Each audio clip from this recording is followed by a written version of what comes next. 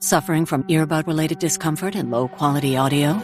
Try the new Galaxy Buds 3 from Samsung. Now you can listen in comfort throughout your day with a redesigned fit and start hearing all your favorite sounds crystal clear, from your morning workout playlist to your evening podcast. Possible side effects include smiles, happiness, better concentration, and more energy during workouts. Some listeners also experience closer relationships with loved ones due to improved call quality. Visit Samsung.com or ask your local retailer if Galaxy Buds 3 are right for you. You just found the perfect product that helps with staying cool during hot summer runs. No more gross warm water. Stay cool with this product from Gear Handle. This hydration tube cover helps keep your water cool and easily accessible. Stay hydrated during those long summer runs or even delay from freezing in the winter. Plus, they're compatible with various brands of water bladders and come in various colors. Visit GearHandle.com and use promo code H2O today. This is a Rogue Media Network podcast.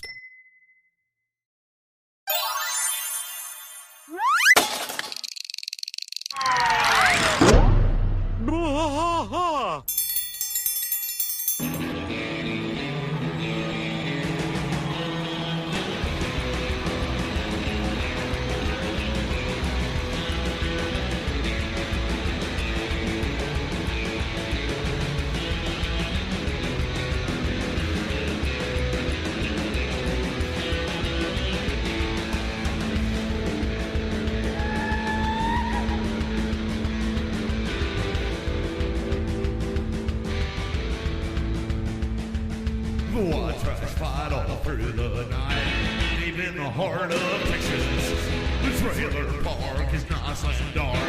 Deep in the heart of Texas, that drinks his brew and he spits his chew. Deep in the heart of Texas, the TV blares but no one cares. Deep in the heart of Texas, here we go.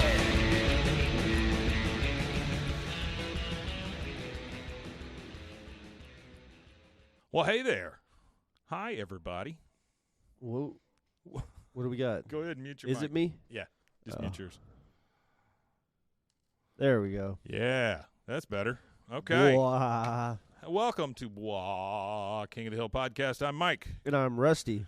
Rusty, we got a little different setup here, but we are in the studio. We are in the studio, and it's fitting though, and it's fitting because we're in the sports studio, and one of the biggest sports in this area has kicked off. Yeah. Football, baby. High school football, professional college football, professional football. And, you know, I always think every year that there's no way it'll be bigger this year than it was last year as far as the fandom. But within the last 10 years, the growth in, like, football fandom and stuff like that, and then with the Taylor Swift thing, and now even more people are watching football. So, I don't know. I think it's a wonderful time of year. Weather's cool. It's been amazing to be outside. You know, I actually sat outside and thought, wow, I really enjoy being outside. You know, I had that thought the other day, too. I was, like, walking. I was coming home, and usually it's still, you know, ass hot, you know. And I got home, and there was, like, a breeze, and I was like, holy shit. The one thing that I always associate with football is fall. And so, you know, when I see football start, I know that fall is coming.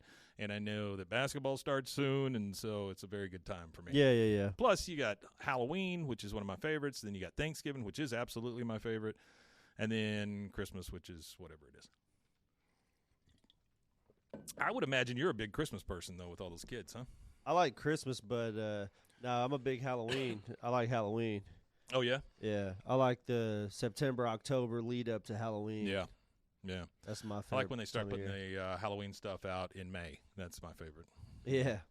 When the leaves start turning, you know, when they hit the ground and catch on fire. No, I definitely like Halloween. I don't know, it's an enjoyable holiday, I guess. Yeah. I know most holidays are just ways to get people to sell you stuff, but that's just the one holiday that I appreciate. All the not very many holidays get movies, you know what I mean? You don't just see a whole bunch of Easter movies or a whole bunch of Memorial Day movies, you know. But Arbor Day. But you got the big three. You've got the Thanksgiving movies, you've got the Halloween stuff, and then you've got the Christmas stuff. Yeah. And that's this time of year. So I just feel like it's I'm not sure how the Hallmark Channel will exist without Christmas movies.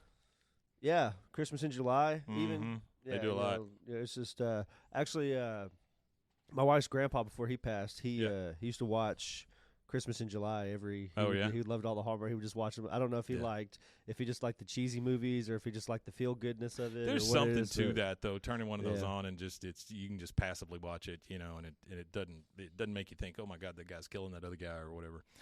All right, so we are season 6, episode 14, or in the year of our Lord 6 ABE08 of Mice and Little Green Men from April 7th, 2002.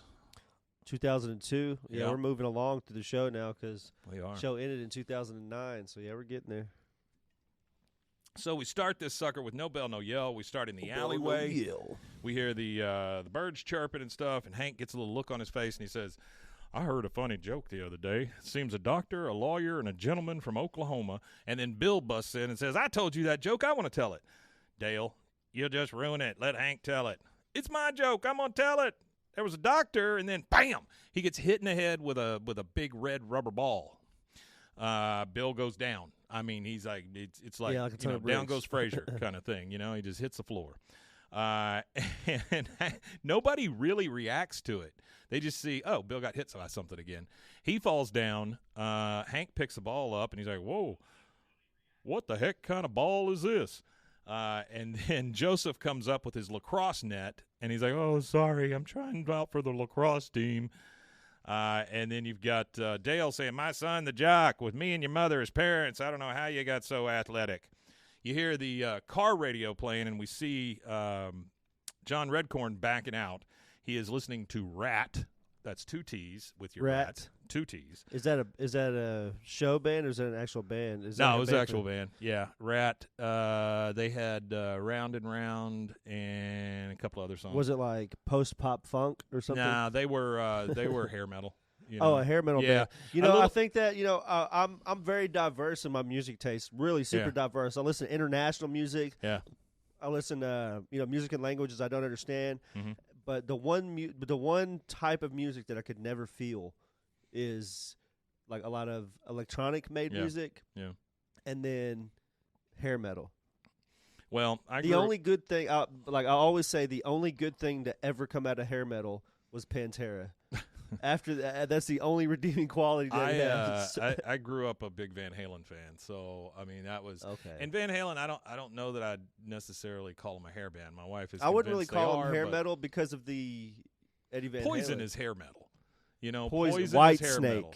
White Snake, Warrant, those guys, they're hair metal. That's hair metal to me. Yeah, because it all sounds the same, and you could have interchanged any formulaic. of the singers. Like you could have just pulled anybody from any of those bands and moved them around, and they would have been pretty much the same. Motley Crue, I don't think of as a hair metal band until later in the years. Like Dr. Feelgood is about the time I think of Motley Crue as hair metal. Yeah, I think they're in the league of their own too. Like I said, like you said, Van Halen, it can't really be hair metal, even if they had some of the similar characteristics because of the pure instrumentation from Eddie Van Halen on the guitar. When they first came out, that's not hair you metal get that music. Women and Children First album. That is not hair metal. That's just straight up rock. It's good stuff.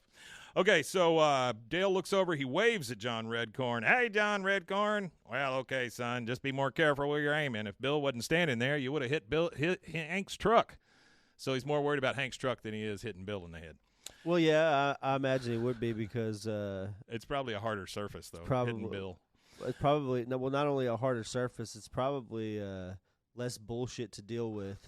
If I hit Hank's truck, I got to deal with Hank having a real, I think Hank has like some autistic traits. Mm-hmm. I think he might be on the spectrum a little bit. Oh, I think you're right about that. And I think that's what it is he would rather hit Bill, who might be okay with just getting hit, than actually having to deal with Hank have like a meltdown in Walmart, over the toy aisle. Well, what does happen is we go to the Hills house at night, and Bill is sitting there with them at the dinner table.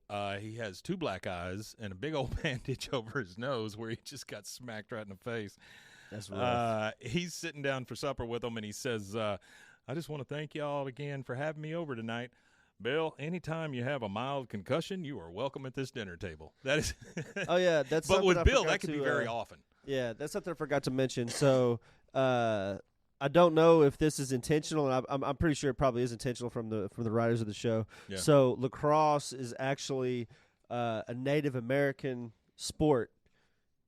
I don't know how. I don't know the history of lacrosse. I'm not going to act like I know anything about lacrosse, but the only thing I know is it's a basket with it's like a pole with a basket on it, and they throw the ball around. I've watched lacrosse. Yeah. Like I said, one of the things that one of my little things that I do or whatever is I like to watch weird sports Right. or just like I'll watch like Japanese basketball or sure. something like that just Sure. to see different stuff. And I've seen lacrosse, but I don't really know anything about it. But I think that's if they did add it in there, that's a cool little biological ancestry reference for him to be playing lacrosse. Oh yeah, absolutely. All right, so we get Bill sitting there with a mild concussion. Bobby says, "Mom, would you pass the taters, please?" He says it in a real country accent, and then Hank's like, "What did I tell you about funny voices at the dinner table?" I think it's funny that he calls him doing a southern accent funny voice at the dinner table. Yeah, funny voices, Peggy pipes in and says, "Hank, he is in character. The Arlen Public Library presents Of Mice and Men next Friday and Saturday only." Of course, you would know that if you read my What's Happening corner of the refrigerator. So she uses the damn refrigerator as I was kind of blessed as a kid. Like my dad did have like a little bit of that toxic masculinity, but I used to do weird voices and make a lot of weird sounds and stuff like that. And he would never say anything. He would nod, or he would do like the old head shake thing, but he would never like, "Oh boy, what are you doing? Quit being weird." He would always just kind of shake his head instead. Yeah, well, I mean, that is nice that he just kind of let you do it. Because I mean, he never really got in the way, I would think, right? Well, I've had friends. There's friends I have that their dad would not respond in the same way. Yeah. Like I've been at friends' houses and I've been too chatty, and my friends been like, "Yeah, man, you got to stop talking to my dad so much when you're over here. Just like don't talk to him." I was an only child, still am. But I would hope so at this point. It would be a surprise. That would be quite a surprise. That'd be a shock. But Randy, that baby boy. That just good, Mike. That's right. That just meant that I was doing a lot of shit by myself. So that's what I did. But I had a good childhood. I can't grap about it too much. She says, by the way, she has a What's Happening corner of her refrigerator where she posts notices and stuff. We plugged in a cable. Should be good now. Sorry about that, hold guys. on. You've got a comment. Yeah, it was C&K. Said Rusty sound is way better now. I screwed up, didn't plug in a cable. We'll fix it whenever we put this thing out. We're just doing it live right now.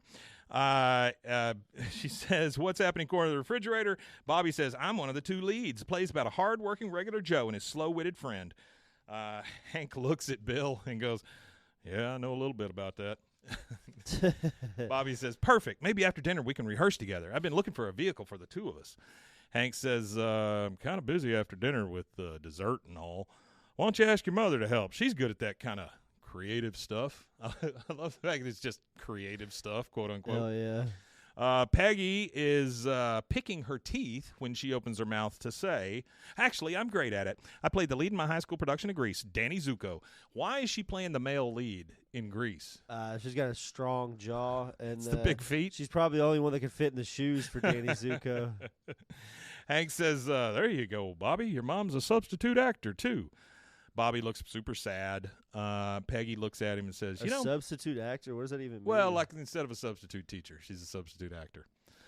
Isn't that called an understudy? Yeah, I think so. But Hank's not going to know that. Hank doesn't know that. She says, what does Hank know? She looks at Bobby's sad face, and she's like, "I'd love to, but what I really want to do is direct. Break a leg, Hank." And then she just leaves the room. Bobby says, "Great, I'm George. You'll be Lenny. You want me to tell you about the rabbits?" And then Bill, who's been sitting there all along, who we forget is even sitting there, looks at his plate and goes, "Is that what I'm eating, rabbits? Because I can't taste a thing with this broken nose." And he holds his plate up to his face. Peggy says, "It's macaroni and cheese, Bill." He goes, "Oh, bam!" And then in comes that ball and hits him in the head again there at the table. He goes, "Ah, hot rabbits!" And he just falls down. I don't know why Joseph is so crazy with his ball, but Hank walks out with the ball. He's going to give it to Joseph. He says, Joseph, you got to be more careful with that thing. He goes, it wasn't me. It was my dad did it. Dale is hiding in a bush next to Joseph. He comes up out of the bush and says, thanks a lot, son.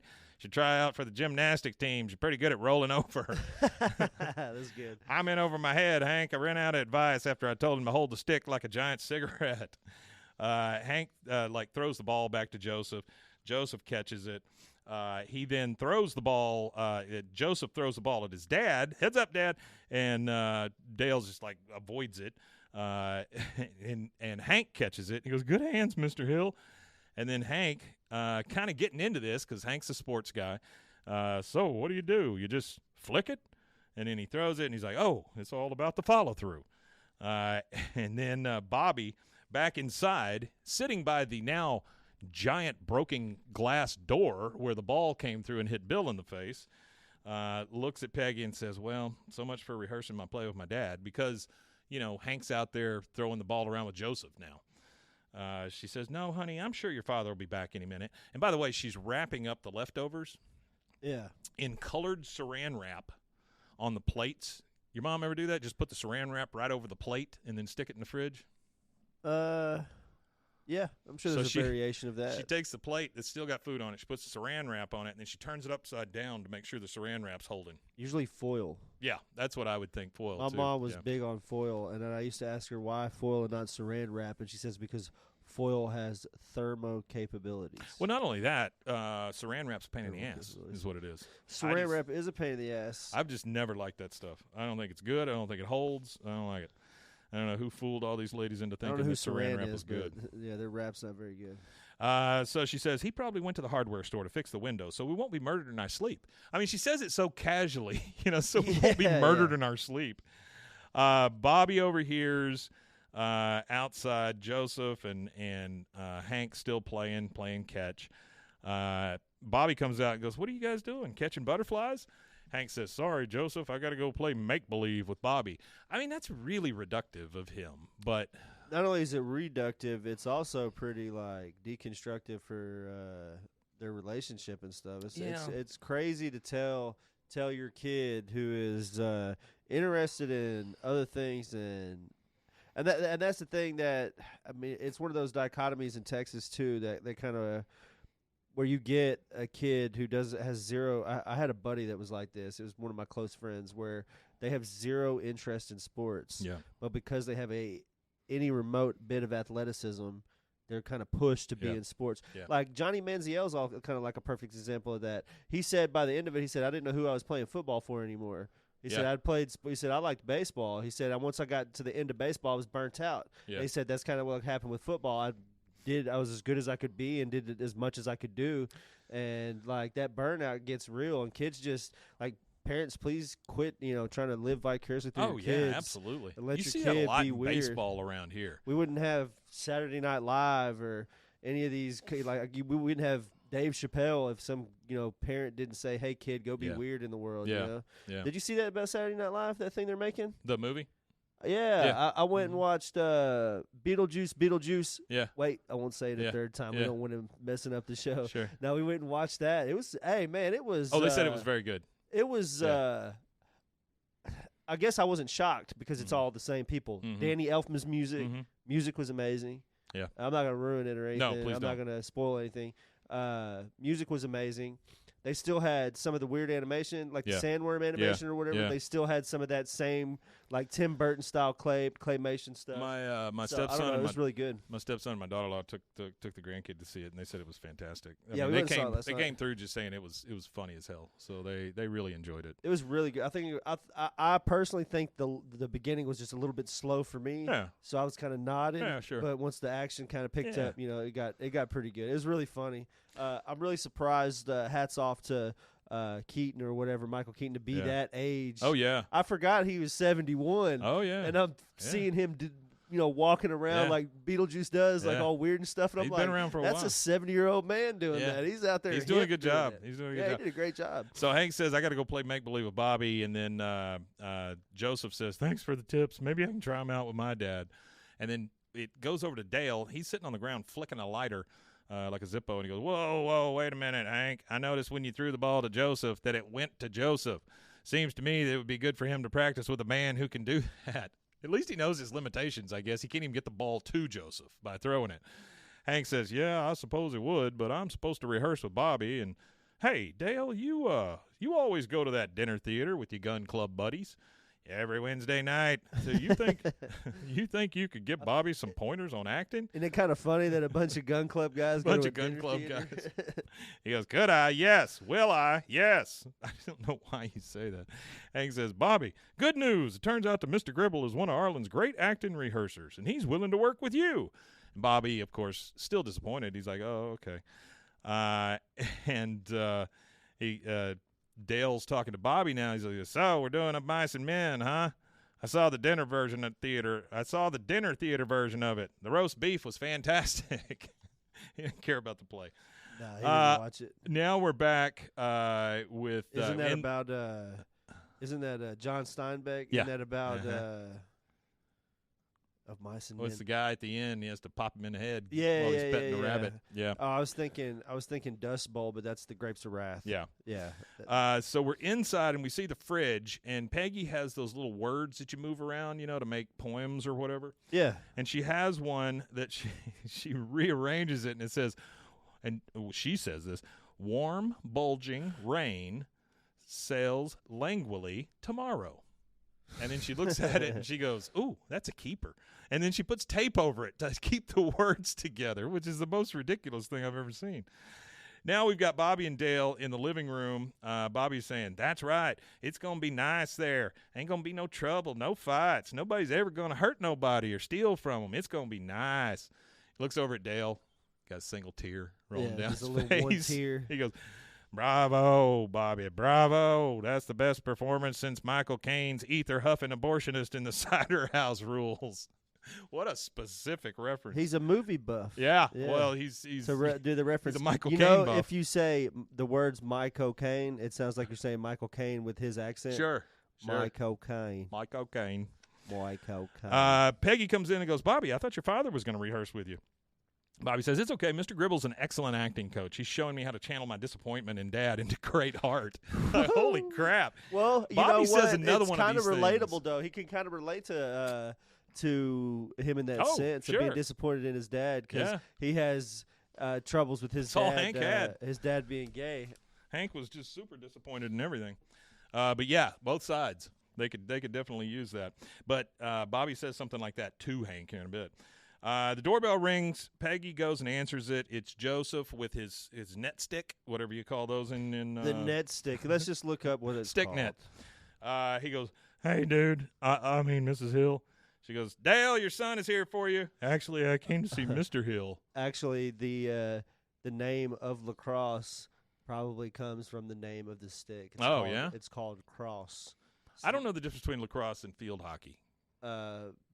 Field hockey is just They use hockey sticks? Field hockey is they use like a shillelagh kind of looking thing. Shillelagh? That's what it looks like to me. It's not like an actual it's not like an ice hockey stick. Yeah. It's more of like a bat, but it's curved like a hockey stick. Yeah, it's kind of curved. That's why I said like a shillelagh because the shillelagh's got that little hook on the end. Oh, I know, yeah. So that's what it is. It's like a candy cane kind of. Yeah. It's like got like a little candy cane hook. You can stop that motion right now. That's good. I Yeah. don't need that. Yeah. That's great. Yeah, but it's got like a candy cane hook. Hank comes to the door and he's like, "Oh, tryouts are coming up, so I made you a lacrosse goal. I used Bobby's stuffed animal hammock and the guardrail from his bed."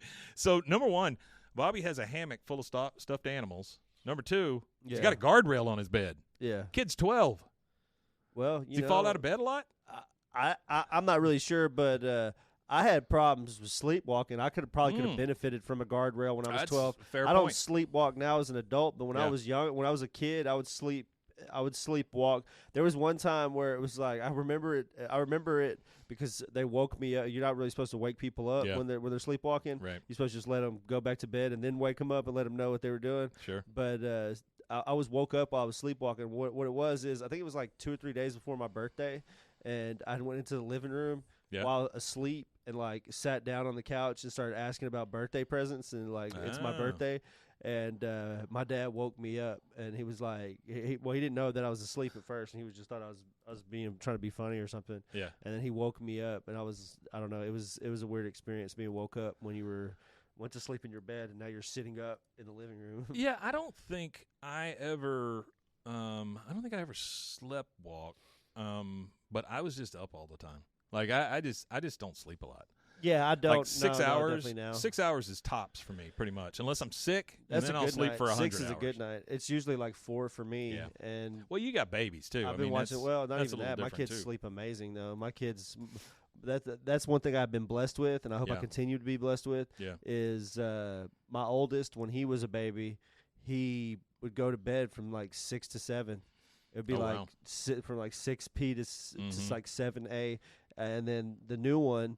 The new one. The newest of Yeah, of sure. the two. He The one that still smells good. yeah, he will sleep. Well, not so much anymore. Got you. He's like Sure. toddler. He's a toddler. Yeah, Getting his okay. head, He's getting covered his head, in crap all the time. getting his head and hands and everything. Sure.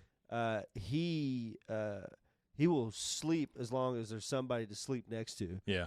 So I get that. if I get he's that. snuggling with somebody, like if my older son comes in and jumps in the bed or something, lays down, and like everybody gets up, and it's like Saturday morning, they're both laying in bed. He will lay there with my older son until my older son gets up. They could lay there till 10 o'clock. But I and mean, like he just you loves know, to sleep. for me and my wife, I mean, we have problems sleeping when we're not together.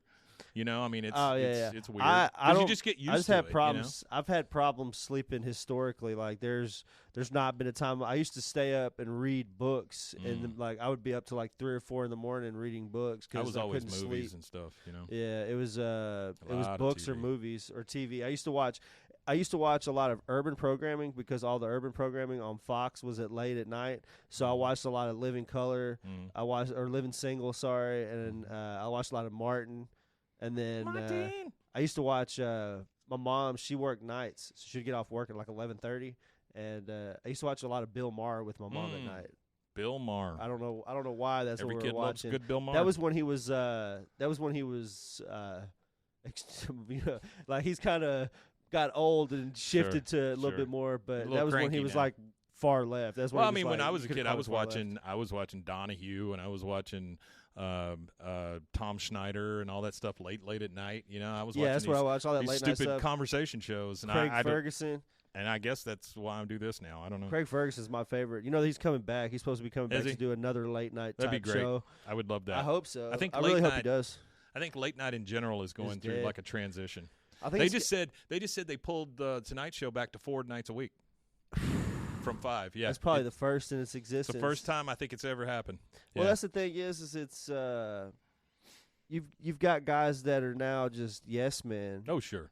Johnny Carson and Nobody's unique anymore. it's the unique factor too. I'll agree with, but like you can't be unique if you're a yes man. So like these guys have the potential because they got there by being funny, unique guys. Like Jimmy Yeah. Fallon was hilarious on Sure. Saturday Night Live. I thought he was funny, but now that when he transitioned into it, he's just goofy. Well, you It's look at not- like Letterman. You know, he was kind of punk rock for late night. And Yeah. Carson was John- he what was kinda- everybody wanted at the he time. was kind of punk rock too. Carson was. He just did what he did. He didn't really. sure. They didn't Sure. play by they didn't play by the rules too often. He was punk rock. He just didn't know it. You And know what I that's- mean? And that's the thing that was great about Craig Ferguson's show is even though there wasn't a lot of direction or input from David Letterman, David Letterman protected him from the studio. Oh, sure. Like yeah. he like there was a lot of stuff that they were doing and stuff, and he would even break that fourth wall and talk shit about the studio. Oh, absolutely. All the time, just Yeah. like David Letterman did. Johnny yeah. Carson did the same Letterman thing. was always where they on would it, they would man. always talk shit about the Yeah. studio. And the studio, Yeah. how much can they really care when these guys are the reason why?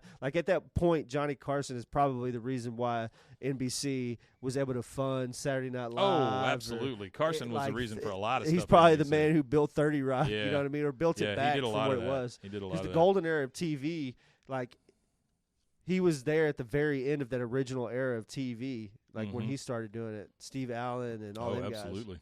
This is a podcast about King of the Hill. So Dale goes to Bobby and says, "Let's go, Bobby, from the top. And remember, smaller, realer. This isn't guys and dolls." All right, so now we're in the Hill House at night. Of course, we're in the bedroom with Hank and Peggy because that's a regular thing. Peggy says, Hank, you are not Joseph's father. Dale is Joseph's father. Actually, John Redcorn is Joseph's father, but Dale doesn't know that.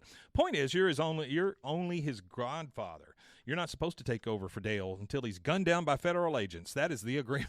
That's funny. That's my favorite line in there. I actually posted that clip on That's pretty social good, media. man. Yeah, Hank says, I'm not taking over. I'm just helping the boy make a team.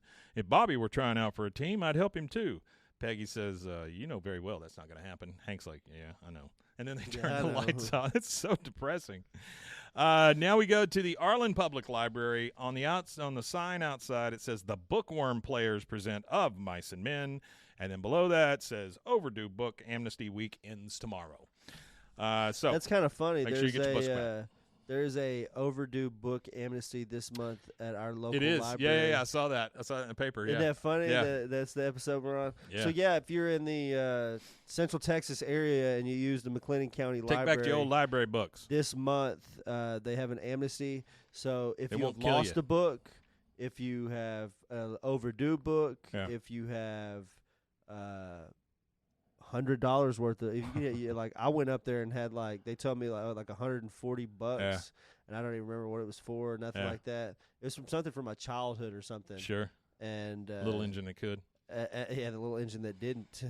But they said when I went up there, they were like, yeah, we'll just give you a new library card. You don't That's have to cool. worry about any of Yeah, that. I mean, So it was they pretty got to do good. that every once in a while, I would imagine. But, All right, so we're at the library for this big presentation of Mice and Men. Director behind the curtain. He's like, 2 minutes to curtain. Take your seats, please. Can we have everybody sitting down? Thank you. And then some guy comes over by Peggy out in the audience and says, excuse me, is this seat free? She goes, no, this seat is reserved for the father or the star of the show. I am the stage mother, Peggy Hill. Please clear the aisle. I mean, she's just like, no, get the fuck out of here. Yeah, get out of here. Dale's next to him. Dale and Boomhauer are both out there in the audience, and he says, sorry, I had to stop by the bathroom to throw up. Are you as nervous for Bobby as I am? She goes, Dale, if you want to make this a competition, I will win. Like, throwing up? Is that the competition? That's kind of crazy.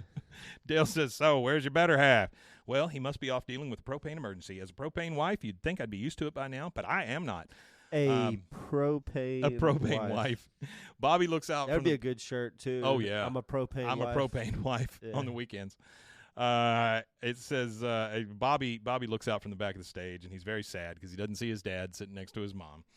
Now we go over to the lacrosse field and we get Nancy, go Joseph, and then Hank's right there, which it sucks because he's there even though his kid's doing something. Go, Joseph, go, yeah. And then he looks at this guy next to him. He's got a hot dog half in his mouth. And he goes, that's my neighbor's boy. Like, Hank, you got a kid. Go support your kid. Go support your kid. Yeah. Joseph. Not live vicariously No through shit, somebody yeah. else's illegitimate love This child. makes Hank seem like a It's not really even Dale's bad dad kid. for a You know what I'm little saying? bit. It's not even Dale's kid. Yeah. Hank. He's already got enough It's just dad like problems. It's Yeah. like basically just some kid that wandered up. Yeah. He's got Joseph- enough dad problems. He doesn't need you in the mix. Joseph comes up and goes, where's Dad? I was hoping he'd take infrared footage of the game. Infrared footage. Nancy says, I don't think he's going to make it, Shug. Maybe he locked himself out or in something. Joseph gets sad. So now both kids are sad. Now we go to a place that we've never heard of, never seen before, King Kong Ice Cream. Big ice cream cone outside with King Kong on it. Airplanes coming around it. Which That's actually a pretty good. Oh, it's a great pretty one. good idea. Yeah, But I I mean, like we that. never. I don't think we ever hear about it again, and we've never seen it before. Workshopping a title for that horror thing. Oh yeah, The Hillbilly Hell Drive-In. yeah, I like That way you don't have to just stick with Mhm. horror movies, Mm-hmm. but you Yeah, can you do still whatever. do the Hillbilly Hell thing. Yeah, Yeah. yeah, I like it. Yeah. All right, so we're in the King Kong ice cream, and Dale is walking in with Bobby. He goes, Bobby, I'm sorry, that was Hank, that wasn't Dale. Dale says, Bobby, what a great performance. Your mother and I have never been prouder of you. Bobby says, I just wish my dad had been there to see it. He would have loved it. What you were doing with your hands in the second scene, masterful. I don't know what to do with my hands in real life. That's why I smoke. Which is that was the hardest part about stopping smoking cigarettes for me. Oh, heck was yeah. what the hell do I do with my hands? Oh, because when I was a kid, I always got in trouble for banging pencils or doing stuff like that. So I just that hand thing went to cigaretts. Oh, 100%. Cigarettes became the hand thing, and then it's like, well, now what? Because I would just awkwardly stand, and I'm like, well, what do I do with these things? Like, well, Peggy says, I solved the hand problem back in high school when I was in Greece. I kept them in my pockets, only took them out to hand jive. Yeah, I kind of love that. Hand jive. They look over. That's another Grease reference. That's exactly right. They look over, and Hank is sitting there eating ice cream with Joseph, and they're coming in the bare door. Hands. So it's just wrong. You know, I mean, they're eating it like that. Yeah, it's flipped. It's like, Dad, Bobby, Dad, Joseph. And then you hear this country music playing, and we get a really, really extended silence. And then Dale says, well, this is awkward. He looks at his hands and stuff. And he goes, mind if I smoke? So there's your callback for the hand thing. Yeah, there you go. Mind if I smoke? All right, and that is the first commercial break. We'll take that, and we will be right back. Right back.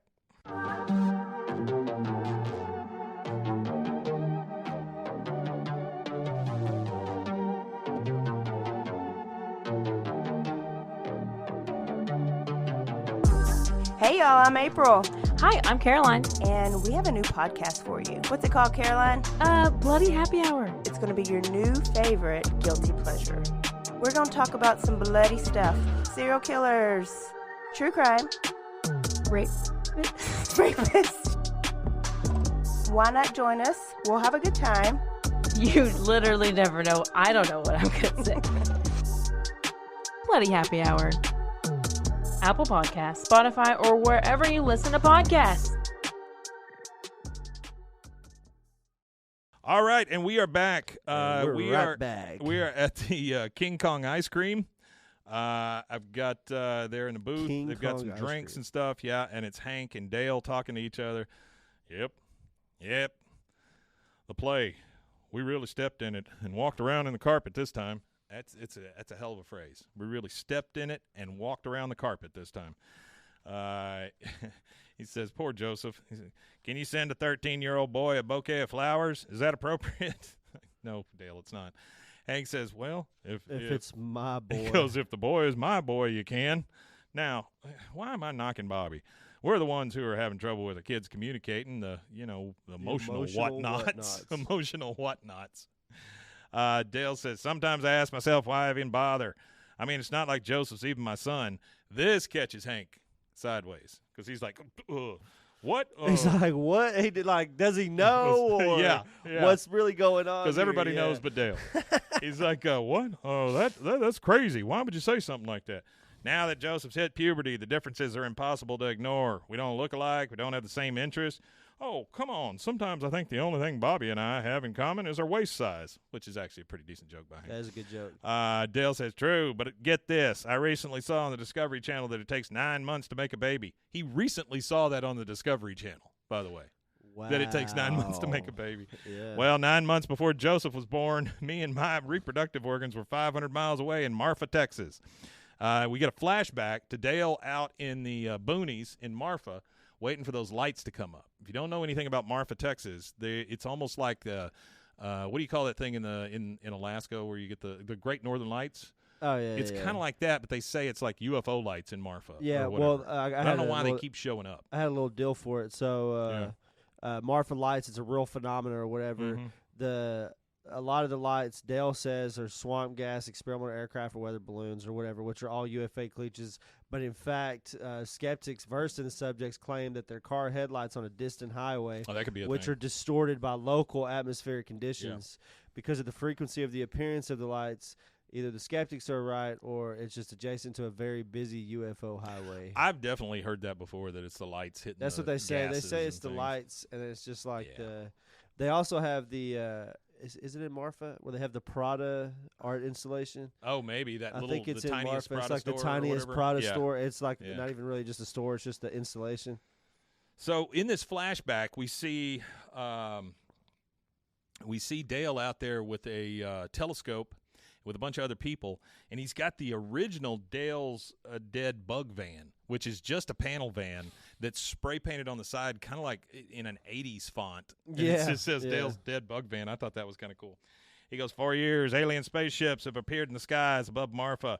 The lunatic fringe have dismissed these so-called Marfa lights as swamp gas, experimental aircraft, or weather balloons. So I went out on a research trip to debunk these wacko theories. Nancy had a horrible headache and couldn't travel. Well, she always does. So I asked John Redcorn to stay at the house to protect her while I was gone. And then you see Nancy and Redcorn sitting there just watching TV. So freaking Dale caused this whole thing, honestly. Yeah, Dale. Well, I wouldn't say he caused it, but he wasn't there. So He was definitely a party to it. he enabled. Then we get back to real life, and he says, I thought I was being so smart, but I've never been so stupid. Hank's still thinking that John Redcorn's the father. Oh, Dale, I'm so sorry. The truth has been right in front of me all these years. Joseph's real father is, Hank says, Nancy loves you. He goes, an alien. What? The aliens knew I was getting too close to the truth. Even Hank can't believe how He can't fucking conceive it. stupid Yeah. he is. He goes, exactly what truth? I have no idea. He looks up to the stars, and then you get back to that van in the flashback. You see the lights over the house, Redcorn sleeping on the couch. So you're seeing both ends of it. You know, Nancy is in her bedroom. John Redcorn's protecting on the couch. Dale is still out there looking at the Marfa lights. But I was close. They had to do something to distract me, and what better way than a lifelong distraction? You see the light move in. It goes to Nancy. She starts levitating, and then a star goes inside her to impregnate her. Yeah. Dale, no hat, by the way, is now reading a UFO magazine. You see baby Joseph laying there on the table. He's supposed to be changing him, but he's reading this UFO magazine anyway.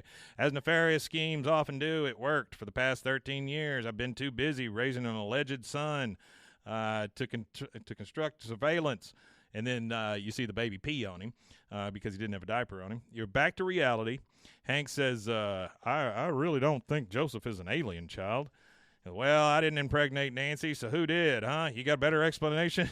Hank's like, well, no. What other explanation could be? Yep, spaceman. He said, yep, spaceman, just to get it over with. Dale's like, okay, so the reason why I don't relate to my son is that he is an extraterrestrial being. I don't know what your problem with Bobby is. I guess you're just a crappy dad. That's so shitty. And you see a sad Hank. That's rough. Now we're at the Hill House again. Bobby is with his scrapbook in his room. He's pasting in pictures or reviews from the Mice and Men show he did. Hank comes in the room. Bobby, I know how important that play was to you, and it was wrong of me to miss it. I wouldn't do that to a customer, and I shouldn't have done it to my son. So get used to this sound.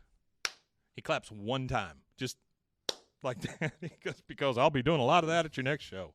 It's crazy to me that he doesn't just, like, you know, a few times. He just does it once. Instead, it's just, you'll be hearing get a ready. lot of that. That'd be funny, just randomly throughout the show. He just one clap.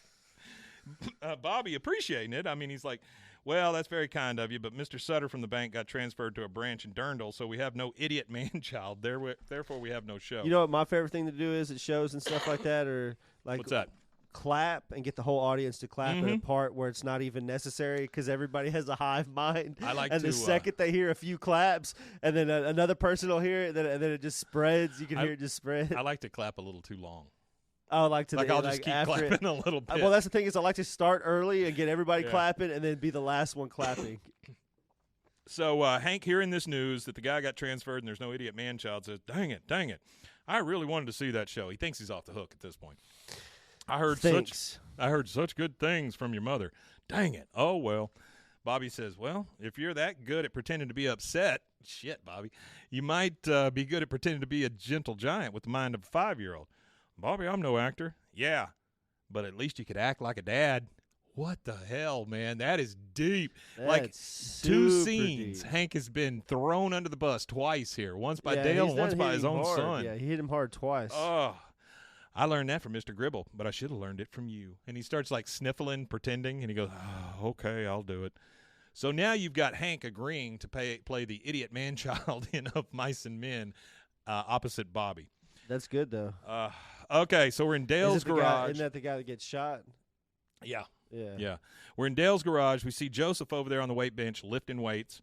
Dale comes in and goes, Joseph, I got something we really need to do. Could you stop doing that thing where you lift the weights? Instead of just saying, could you stop lifting weights, he says, could you stop doing that thing where you're lifting the weights? What do you want? This is the hardest conversation I've ever had. Maybe I should just blurt it out. No, I'll pussyfoot around. Boy, this weather sure has been. Joseph, you're an alien. He didn't even have the stamina to do that. What are you talking about? Creatures from outer space impregnated your mother. I am not your real father. Joseph says, of course you are. Just because you're a spaz at playing lacrosse, that doesn't mean. Come on. This is great news for two humans who get along terribly, but for two different species, we're doing mediocre to good. Yeah. Joseph says, this doesn't make any sense. You're telling me I'm from outer space like E.T.? Actually, no. He was a purebred alien and had a heart of gold. You're only half alien and at times can be a tad self-absorbed. Which what? That's freaking hilarious, man. Joseph's crazy. That dude's he's nuts. He needs to be committed. Joseph, who now has gone through puberty and is getting to be a large human, he pretty big guy. Oh, he starts towering over Dale, and he's pissed. He's like, creepy big guy. Oh yeah, no kidding. He goes, you missed my damn tryouts. Now you're calling me self-absorbed? Dale says, oh, God, I have displeased you. Okay, I'll double, no, triple your allowance. And when your people return to wipe out the human race, maybe you can convince them to spare our lives. He starts backing out of the garage. He goes, your mother's sturdy. She can work in the mines. And me, well, I'd make an excellent pet. He slams the door and runs away. Joseph just starts kind of looking in the mirror. Now we transition over to the Hill House. Bobby, he's got 1 foot on a box, straw in his mouth, and they're practicing lines. And when we put in a crop, why, we'd be there to take that crop up. We'd know what comes of our planting. And Hank, and rabbits? You'd fill up the sack and bring it in and put it in rabbit cages. They'd nibble and they'd nibble the way they do. I've seen them. We're really good together, Dad. Hey, let's practice our bows. He goes, you go first. Hank bows just a little tad. He goes, yeah, Dad, bravo, bravo, starts applauding. So, I mean, Bobby's at least is feeling good about this now, you know, and Hank has decided, oh, shit, I better do something here. Now we're at Dale's house. Nancy's folding laundry, and you see her. This is the only time I've ever seen this, but she's got like a giant Manitoba cigarette towel, and she's folding it up. Which is funny because I imagine they probably have a lot of that. It's like the camel stuff, you know.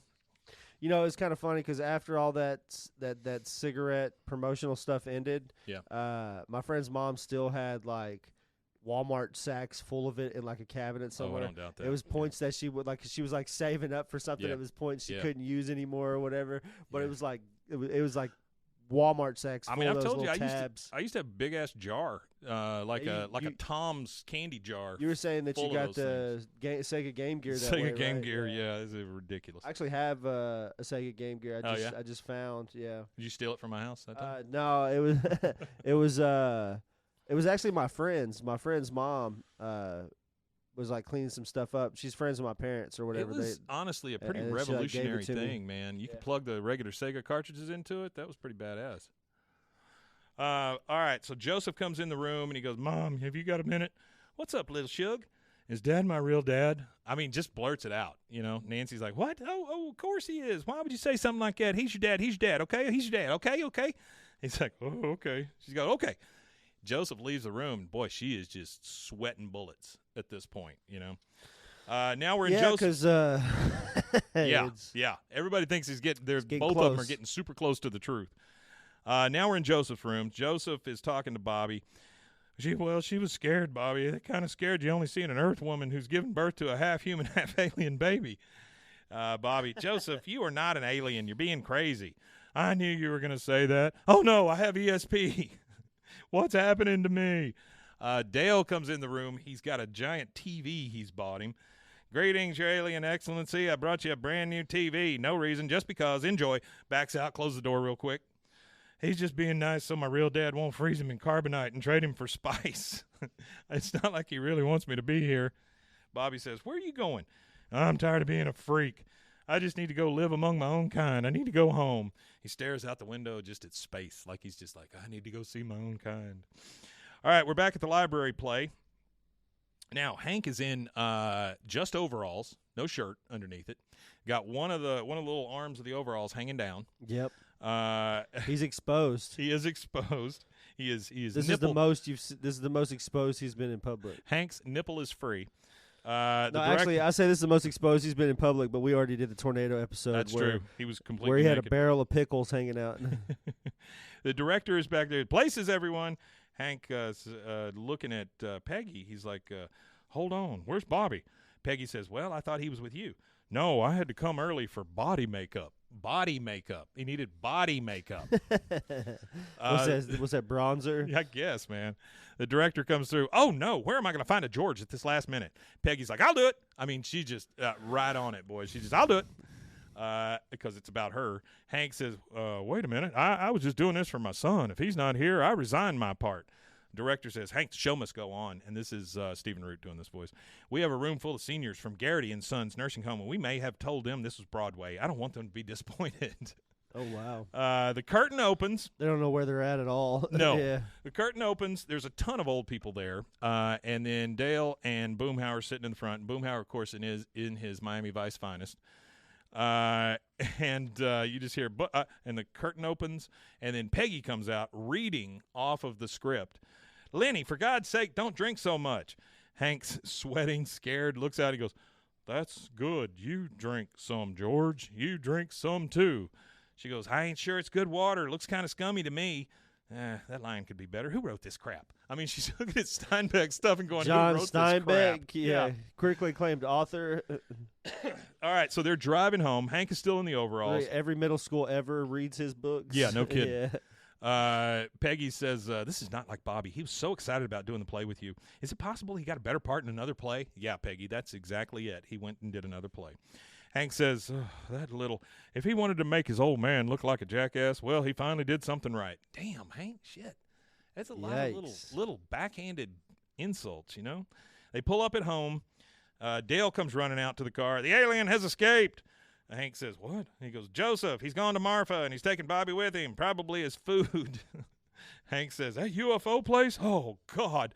And Dale says, yeah, and FYI, Boomhauer said he could see your nipples on stage. Let's go. This is one of the geographical continuity issues here. See your nipples. Marfa from Central Texas is a long fucking drive. It is a very long way. Yep. It's a good probably 7-hour drive, 6-hour drive, easy. Yeah. So Joseph and Bobby are driving. Well, they get on a bus. Sorry, a bus. And a bus. Well, a bus, a 6 to 7 hour ride is probably like 12 to 15 hours. Well, that's what I'm saying. You can like triple the amount if you're on a bus. I used to take a bus to Oklahoma in the summers when I was a teenager to go hang out with a friend of mine. And first time I ever got on when I was like 15 or 16. Yeah. And I'm thinking, oh, man, it's only a 6-hour drive. I've driven it before. And my mom just finally got to the age where she was trusted me enough to go on a bus by myself. So, well, I mean, in England, man, at like 15, 14, you're on trains all over the country by yourself. I would imagine. Yeah, it's what you got. But we got on the bus, and I'm thinking, man, this is going to be a nice little 6-hour ride, you know. You get about 3 hours in, and you're like, later. Man, we're not even that far yet. You're like, we're in Marlin. Yeah, you're not even that deep into the drive, and you're just like, oh, you guys stop every 10, 20 minutes. So we saw Dale informs Hank that Boomhauer saw his nipples. They take off for Marfa, and that is our second commercial break. We'll take that, and we'll be right back. What he said. Snack Attack is a podcast about the history of your favorite snacks, candies, and treats. Each 5-minute or less episode features the history of a great snack from around the world. We'll also visit what the status of the snack is today and give you a little knowledge to lord over your friend. Snack Attack is available anywhere you get your podcast or at roguemedianetwork.com. Let's get snacking!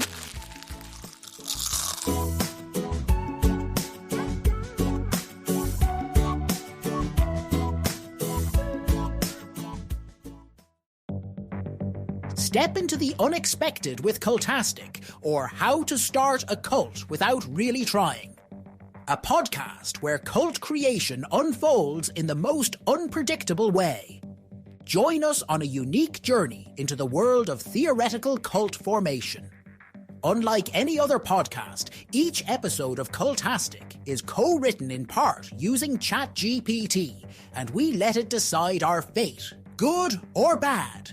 What makes Cultastic truly intriguing?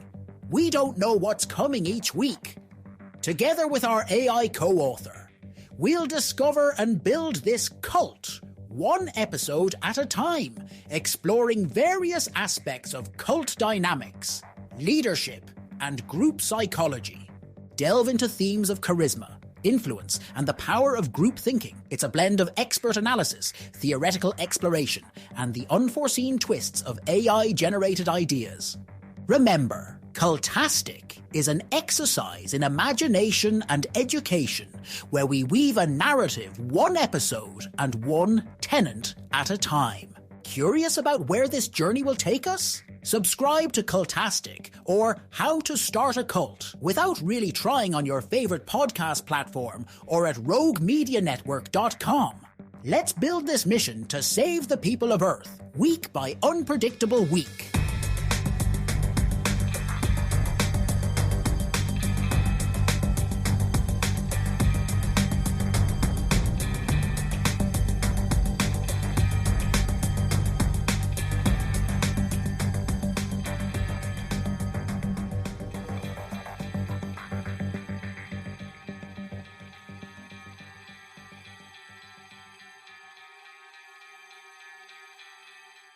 Hey, and we are back. All right, so we are now at the Marfa Lights viewing area where the weird lights are, where all the UFOs are. People are watching. There's a guy in an alien costume comes by drinking an Alamo. We see the boys, Bobby and Joseph, pull up. They are on like a Greyhound bus. They get off.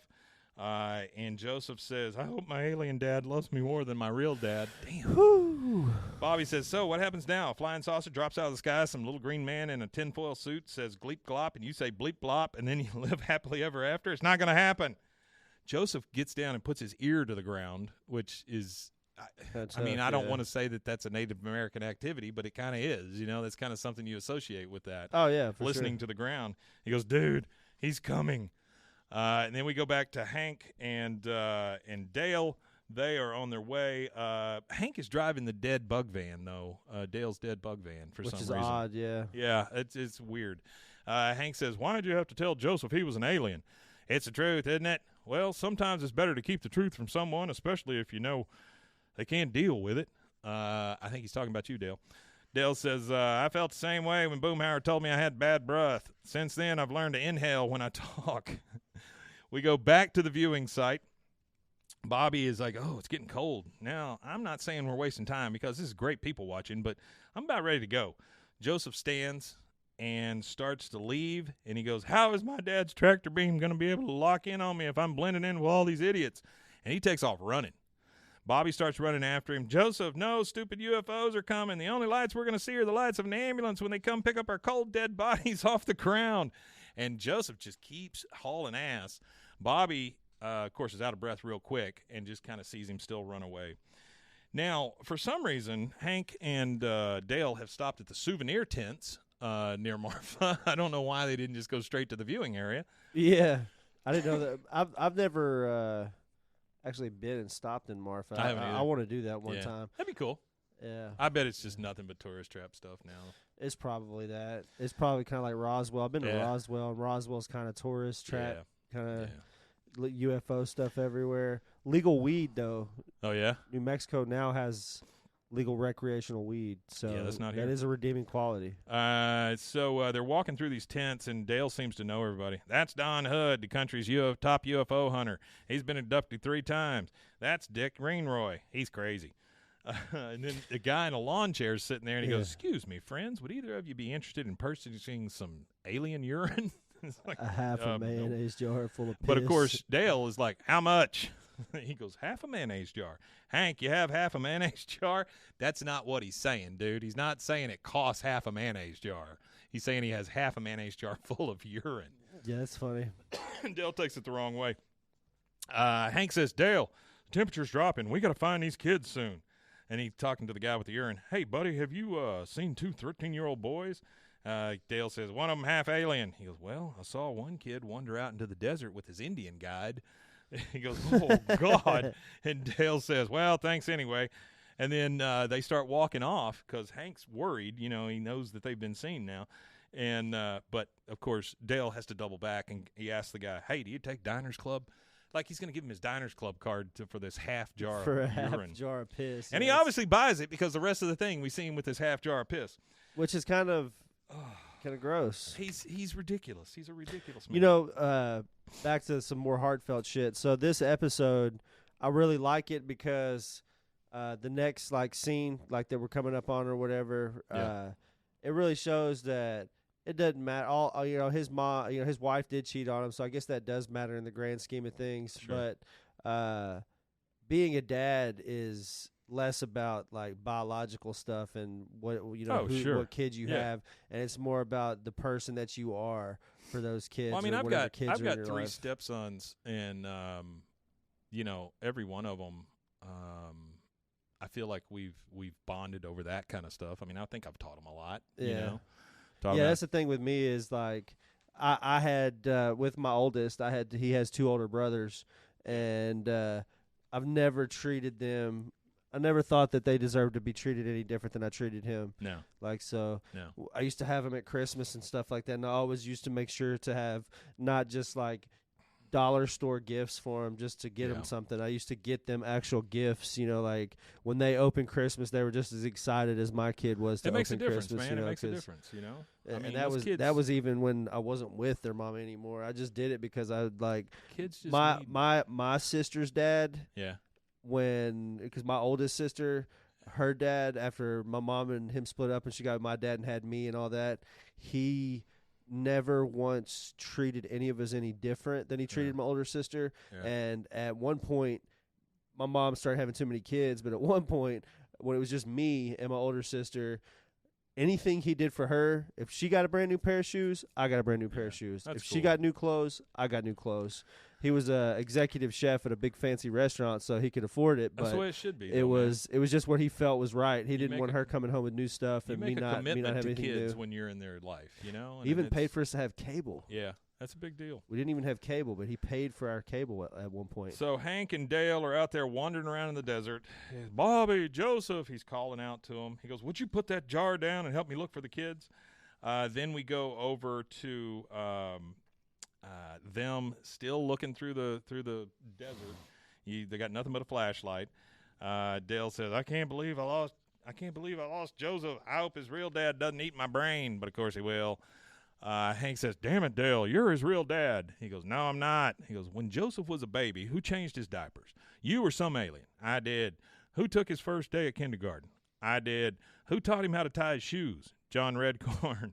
Well, okay, but who taught him how to ride a bike? John Redcorn. He taught Joseph, and Joseph taught me. Joseph had to teach his dad how to ride a bike. That's funny. I like that one. He goes, okay, but I didn't see the aliens doing that stuff. But you were there for every Christmas morning and every scraped knee. You, Dale, any alien can inject someone with his space juice and be underline that word, space juice, and be a father, but it takes a real man to be a dad. Dale looks at the urine in the jar, the lights in the sky, and then you hear this crowd because the lights are really starting to get intense now. Yeah. The crowd starts to murmur, oh, my God, they're here. Dale's like, oh, they're here. Oh, my God, the Marfa lights. Hank looks around and he sees the boys because Joseph is standing there waiting to be beamed up while Bobby's finally caught up with him. He goes, oh, it's the boys. Bobby says, Joseph, your dad's here. He goes, oh, no, I'm scared. No, your Earth dad. Oh, Dad. He turns to see Dale run into him. He goes, don't go, son. He goes, I don't want to go. And then run away from the light. Joseph, Dad, Joseph. And then he runs and jumps in Joseph's arms. Yeah. So Dale gets in Joseph's arms and he says, you can't have him. He's my son. Let go, let go, let go. And then the next thing we see, they're all leaving Marfa. They're in the van. And Joseph and Dale are up front. Dale's driving again. Hank and Bobby are in the back. Dad's aliens impregnated Mom. That's a given. It's a given. But isn't it possible that first they abducted you and stole your genetic material and then used that to create me? Dale says, recovered memory. That's exactly how it went down, which means you are my flesh and blood genetic son. Just like that. You changed the whole thing, And then we go to the back, and Bobby and Hank are talking. He says, sorry, I missed your play, Dad. It's all right, son. I guess you had your own idiot man-child to deal with, talking about Joseph. He goes, yeah, that Joseph, he's really like his dad. Hank says, yep, those Gribbles, 2 nuts on the same Sunday. And that's it. We get our credits. Now, during the credits, we do hear this. Hey, Dad, what's in the jar? Don't drink it. Which is a rare example of a line that's used nowhere else in the episode. Yeah, it is weird. Yeah, I thought that was kind of cool, though. That font on the Bugabago that you saw is called Streamster. Okay. If you ever want to use that the one font. on the actual, like the old band? The old Bugabago, cool the original Bugabago. Also, when Dale makes a comment about being a good pet for the aliens, that's a reference to a song called Pets by Porno for Pyros. Ooh, Porno for Pyros. I liked them. They were good. Yeah, that was a song from them. And this is the Pyros, first wasn't that episode. One of the guys from Nirvana? What's that? I thought Porno for Pyros was one of the guys from Nirvana. Maybe might have been the bass player. Or no. It was the guy from Jane's Addiction. That's who it was. Oh, okay. Yeah, it was his second band after Jane's Addiction. Yeah, and also this is the first episode where we really get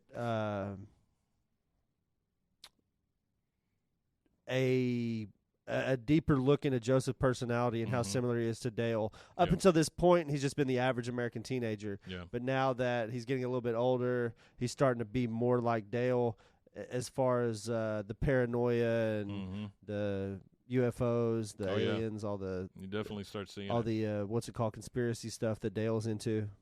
Well, that's it, guys. Thank you again for joining us. Rusty, you want to tell them where they can find us? Yeah, you can find us at BWAAA. That's 3 A's, KOTH. On all social media platforms. You can also go to TikTok.com/BWAAA, KOTH, and follow us there. I post clips and stuff there as well. And you can also find us on...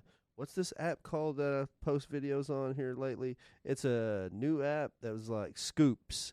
It was at the top of the video app. We're on Scoops. It's I don't think it's underneath Bois, though. I got to make one for Bois. I think it's actually just underneath me. Well, guys, we also have a Patreon that's $3 a month. If you could help us out with that, we'd really appreciate it. It helps keep the lights on, studio open, things like that. Next week, we will be on some better cameras. We are loaning out a lot of our stuff to high school football this week, but we'll have that all fixed on Tuesday.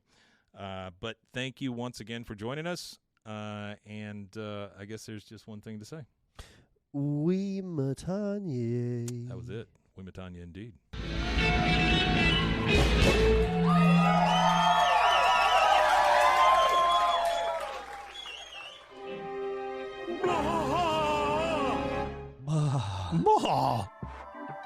This has been a Rogue Media Network production.